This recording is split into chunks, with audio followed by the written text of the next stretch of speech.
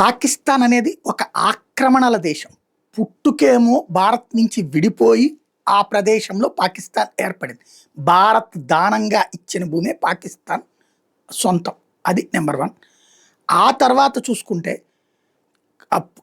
Pak occupied Kashmir, ఇప్పుడు కాశ్మీర్లోని కొంత భాగాన్ని ఆక్రమించుకుంది, బెలూచిస్తాన్ని ఆక్రమించుకుంది, ఖైబర్ పఖ్తూన్ఖవాను ఆక్రమించుకుంది, ఇట్లాగా వివిధ దేశాలను ఆక్రమించుకుంది.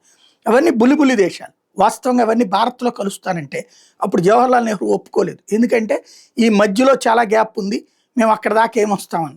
దాని పర్యవసానం ఆ దేశాలు స్వతంత్రంగా బ్రతకడానికి అవకాశం లేని పరిస్థితిని పాకిస్తాన్ కల్పించి కాశ్మీర్ని ఎట్లా చెడగొట్టిందో ఆ ప్రాంతాలను అట్లా చెడగొట్టి బలవంతంగా గుంజుకుంది. అయితే అవి నిరంతర శాపాలుగా మారుతున్నాయి.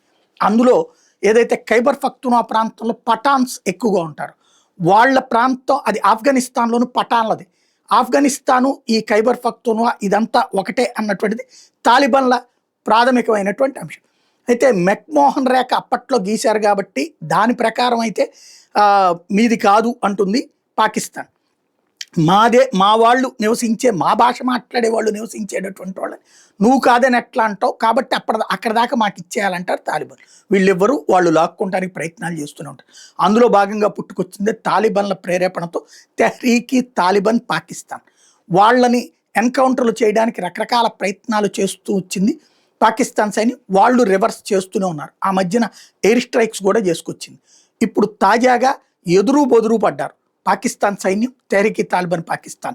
ఈ సందర్భంగా 17 మంది తెహ్రీకి తాలిబాన్ పాకిస్తాన్ సైన్యాన్ని కాల్చి చంపింది పాకిస్తాన్ సైన్యం, ఎన్కౌంటర్లో లేపేసింది. దానికి ప్రతిగా చచ్చే ముందు కూడా తెగించి పోరాడినటువంటి తెహ్రీకి తాలిబాన్ పాకిస్తాన్ వాళ్ళు 10 మంది పాకిస్తాన్ సైన్యాన్ని లేపేశారు. ఈ భారీ ఎన్కౌంటర్ పాకిస్తాన్లో ప్రకంపనలు సృష్టిస్తోంది.